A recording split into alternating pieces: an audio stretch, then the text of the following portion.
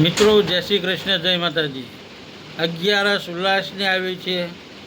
બારસના બારણા ખોલવાના, કેમ કે તેરસના દિવસે, ધનતેરસના દિવસે લક્ષ્મીજી આપણા ત્યાં પધારશે। તો લક્ષ્મીજી પધારશે તો કાળ, ક્રોધ, મોહ, માયા રૂપી રાક્ષસોને બહાર નીકળવા કાળી ચૌદશ આવશે।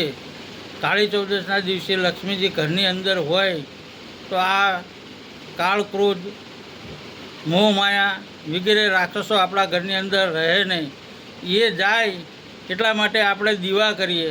તો દીવા કરવાથી દિવાળી આવે। દિવાળીમાં આપણે દીવા પ્રગટાવીએ, એના બીજા દિવસે ગામના આજુબાજુના મહેમાનો આપણા ત્યાં બેસવા આવે। એ બેસવા આવે એને નવું વર્ષ એટલે બેસતું વર્ષ કહેવામાં આવે। અને હા, તહેવારો પછી પણ બહેનને કેમ ભૂલાય?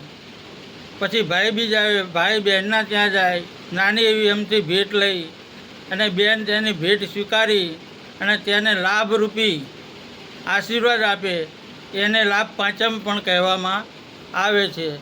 જય માતાજી, જય શ્રી કૃષ્ણ।